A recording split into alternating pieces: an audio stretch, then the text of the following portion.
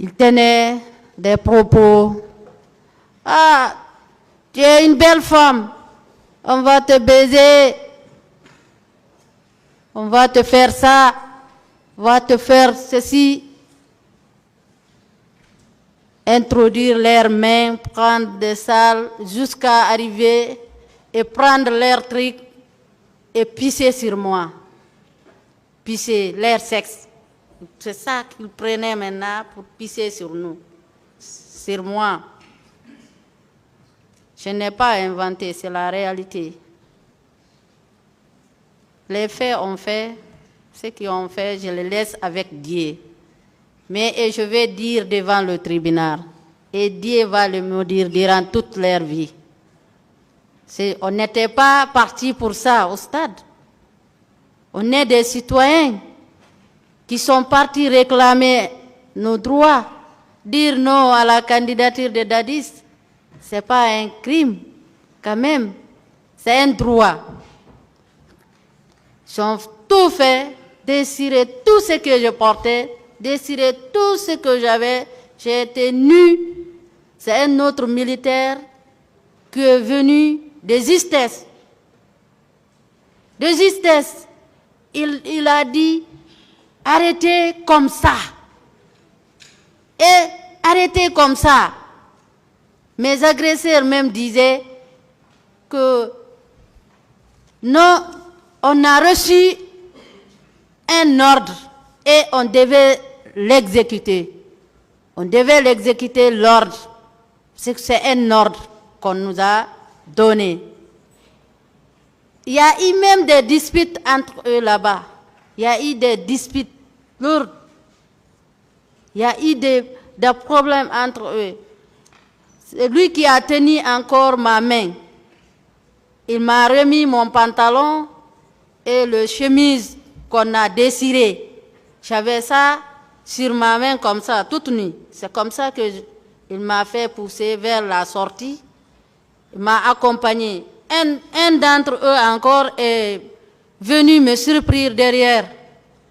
Il a pris le matraque pour me taper sur la tête. C'est pour cela, jusqu'à maintenant, ici, quand des fois c'est très chaud, je préfère enlever le surveil pour que ça ne me fait pas mal. Parce que tout le temps, ça me fait mal. Et parce que là, je saignais lorsque je sortais au stade. Et arrivé encore dehors, j'ai trouvé un monsieur qui écrivait le nom des personnes qui sortaient au stade. Après, il criait, le militaire, venez, venez. On prenait encore, il y avait une dame à côté juste du stade. Tout ce que je vous dis, vous pouvez aller voir cette dame. C'est elle qui nous a donné, qui m'a prêté un pagne, qui m'a prêté ce que je portais. Il nous a donné le petit soin pour que nous puissions rester. Parce que je n'étais pas seule encore dans la concession là-bas. Il y avait beaucoup de victimes, des femmes, et nous tous, on était dedans. La dame nous disait, les militaires ont venu jusqu'à pour rentrer encore dedans pour qu'ils nous fassent sortir. La dame a dit, il n'y a personne ici. Ils sont tous partis. Non, non, non, on ne peut pas. Ils ont même discuté encore. La dame a dit, qu'est-ce que vous voulez maintenant? Il n'y a personne ici. Ils voulaient encore nous prendre dedans. Parce qu'on a pris d'autres femmes, on les a dit de les envoyer à l'hôpital. Moi, je dis, je ne pars pas à l'hôpital parce que là, c'est autre chose. Ce qu'on a vu au stade là-bas, je ne peux pas aller sortir ici, aller nulle part. Je vais attendre. C'est une autre dame qui habitait à côté de chez nous. Sa maman habitait à Dixine. C'est elle, vers 20h, qui m'a accompagnée chez moi. Je suis rentrée. Parce que mes parents pensaient que c'était fini.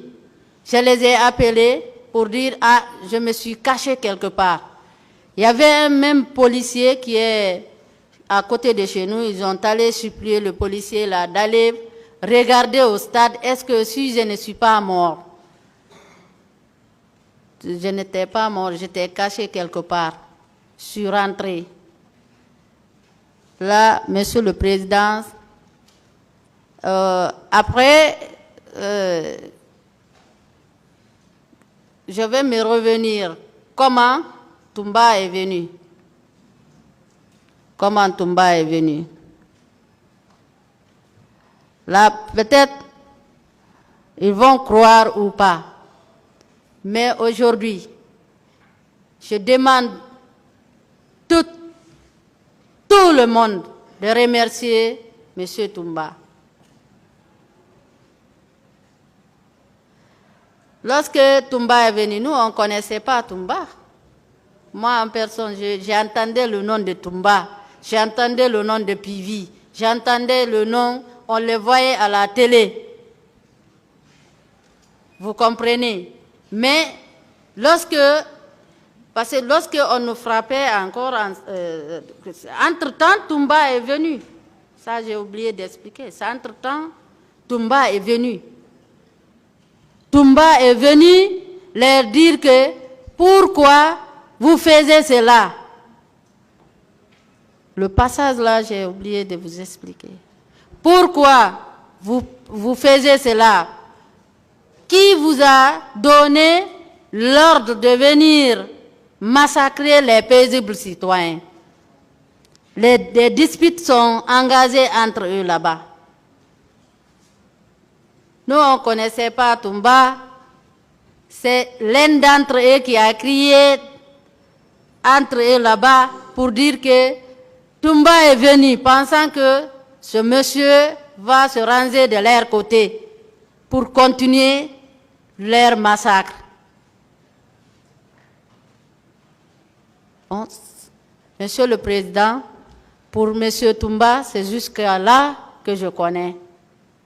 Mais quand même, remercions-nous tous le monsieur, l'acte qu'il a fait, parce qu'il y aura une guerre civile. Ça, je ne pouvais pas me mentir. Parce que même les leaders, on les a harcelés. On les a harcelés courpuissement et molestés courpuissement, le battre comme n'importe quoi. Là où on n'a pas laissé les leaders, on ne va pas nous laisser nous aussi, c'est ça qu'on a compris. Bon, aujourd'hui, Monsieur le Président, nous prions le bon Dieu pour ne plus que la même histoire, ça se répète en Guinée. J'ai été évacué à Dakar avec d'autres victimes par une ONG. J'ai été accueilli par une dame qui s'appelle Fatou Thiam. Lorsque nous sommes venus à Dakar, on nous a fait sortir à la télé. Là aussi, je vais vous dire pourquoi. Parce qu'on n'était pas d'accord. Il y avait une dame au nom de Madame Si, Mariam Diallo, qui a fait sortir le journal pour mettre dans le journal qu'on a vu Dadis couper la tête de quelqu'un, s'enfuir avec la tête. Monsieur le Président, on va mourir tous. Moi, je ne vais pas venir à la barre ici mentir. Si vous arrivez à voir cela, moi, Fatoumata, je n'ai pas dit. Et le journal est là. C'est cette dame qui a profité pour le dire. Parce que tout le temps, on le dit. On nous a même appelés à Dakar pour nous dire, pour nous interpeller. Pourquoi vous avez parlé de cela? Pourquoi vous n'êtes pas guinéen? C'est pour cela que nous, on a eu peur de venir. En ce moment, on nous a envoyés à Thiès. À Thiès, on nous a donné le soin qu'il faut. Mais il y a eu de disputes entre les deux organisations. Parce que la femme et l'argent, c'est des problèmes. Il y a eu de fonds, ils ont allé profiter pour nous faire revenir à Dakar. Bon, maintenant, on nous a laissé abandonner et là-bas, la vie de Dakar n'a pas été facile pour moi. J'ai beaucoup souffert. C'est avec les ONG sénégalais que je partais pour quémander quand même pour mes soins médicaux de fois, et j'ai perdu mes études. Au lieu quand même, les droits de l'homme qui étaient là pour nous, quand même, ils devraient nous demander notre avis, qu'est-ce que vous voulez. Mais finalement, ils nous ont abandonnés à nous-mêmes et nous laisser comme ça. Et profiter de nos sorts. C'est comme ça que je vivais à Dakar. Je même dormi dehors et je n'ai pas baissé les bras. Il y avait même des journalistes comme M. Mandian et M. Sadio Barry de l'Allemagne et tous. Il y a même nous qui venaient, ils venaient tout le temps à Dakar. Mais toujours j'ai demandé justice. Tout le temps c'est la justice que pourquoi toi tu ne veux pas rentrer? J'ai dit, je demande justice. C'est pour là, la justice là, si c'est équitable dans notre pays, on est en sécurité. Mais moi, ce que jusqu'à maintenant, ce que je vis, ce que j'ai vécu au stade, là, tant que la justice n'a pas prononcé sur là-dessus, je ne peux pas retourner au pays. C'est pour cela que moi, je suis restée là-bas et j'avais même eu certains trucs là-bas et même bon, beaucoup de choses, beaucoup de choses, même tout dernièrement là, je dormais dehors. Je dormais dehors. Bon, le juge d'instruction, là aussi je veux vous parler un peu, le juge d'instruction, lorsqu'il a passé à Dakar, il est venu me contacter.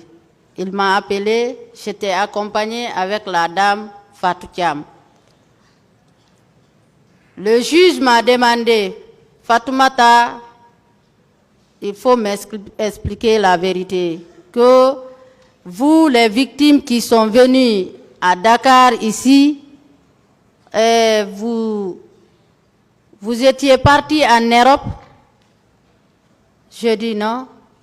Monsieur le juge, depuis que moi je suis mis mon pied sur le sol sénégalais, je n'ai jamais été en Europe. Je suis à Dakar ici. Bon, je suis venu, on m'a envoyé. Le ministre à l'époque lui a envoyé le juge d'instruction.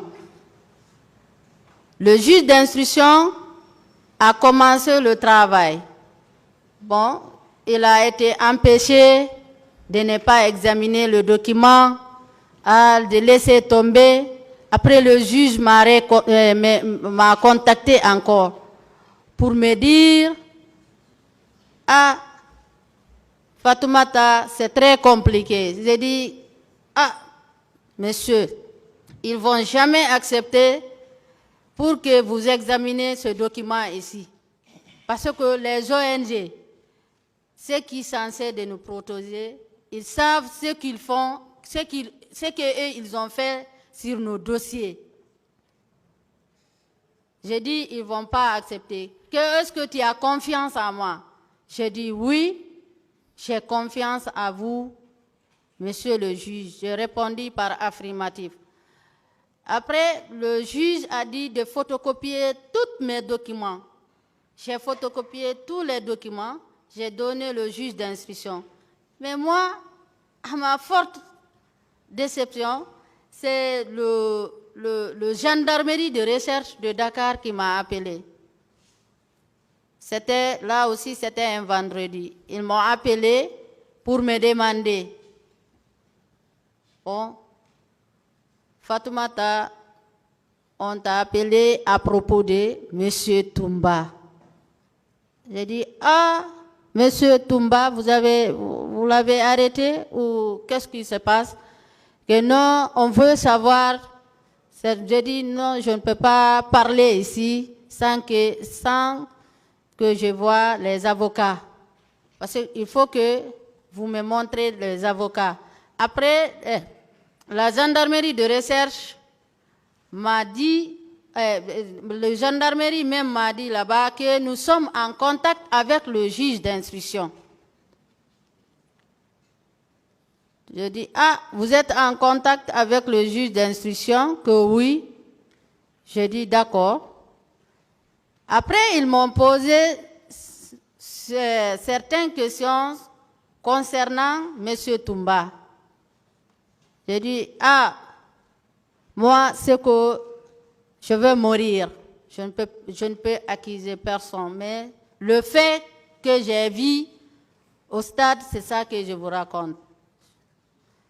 Qu'est-ce que tu as vu Toumba faire au stade? Tu peux nous expliquer un peu? J'ai dit, ah, lorsqu'on nous massacrait, on nous frappait là-bas, c'est M. Toumba qui est venu en dernière position. Ceux qui sont venus en première position, et ils ont tout fait. Ils violaient, ils frappaient. Après, le monsieur m'a dit, ah, donc Toumba est sauveur. J'ai dit, ah, ça, c'est pas moi qui va lui dire ici. Mais moi, ce que j'ai vu, franchement, on doit lui saluer pour ça. Parce que s'il n'allait pas rentrer à temps, nous tous, nous allons rester là-bas. Il y avait même eu des fusils, coups de fusil qui ont tombé. Il y avait des gardes, il y avait des sécurités des opposants là qui voulaient prendre ça. Après, il y avait un opposant, M. Baouri, qui a dit, mets ça par terre. Il ne faut pas que tu tires. Sinon, ils vont dire que nous avons pris des couteaux, des armes pour venir nous aussi. Et lorsque vous sortez à la maison, personne n'avait des armes ni rien. Bon, maintenant, c'est comme ça que je vis. Moi, c'est comme ça que je vis. Toumba est venu là-bas. Je n'ai pas vu Toumba tuer ni violer. Ah, c'est sûr, ils m'ont appelé encore pour me poser, est-ce que tu vas porter plainte? J'ai dit oui, je vais porter plainte. Que tu as entendu le nom de qui? J'ai dit entre eux-mêmes là-bas, il y avait M. Marcel. Parce que Marcel même courait sur la foule là-bas pour frapper. Il avait des fusils. C'est avec le coup de fusil là qu'il frappait avec ses collègues. Bon, maintenant, il frappait les gens, il faisait tout. Monsieur Marcel, Monsieur Théodore, Aedorba, ça, je me rappelle de ces noms-là. Et lorsque encore je sortais, le gars, le militaire qui a giflé la dame, ah, ça me semble que c'est M. Mathurin. Oui, parce qu'il avait lunettes claires. Et j'ai entendu à la barre ici que M. Mathurin était en voyage, M. Mathurin était en France. Personne ne va sauver l'autre ici, Monsieur le Président. Tous ceux qui ont impliqué sur ce dossier, parce que moi j'ai vu la dame de teint clair qui portait du robe noire. Si la dame nous écoute ici, elle sait que c'est la réalité. Parce qu'on n'a même pas laissé le temps pour que la dame, c'est elle qu'on a pris en première position. Après, lorsque j'ai vu ça, je me suis échappé encore. Bon, Monsieur le Président, c'est jusque-là que je peux parler et je vous remercie. S'il y a des questions à me poser, je suis à votre disposition.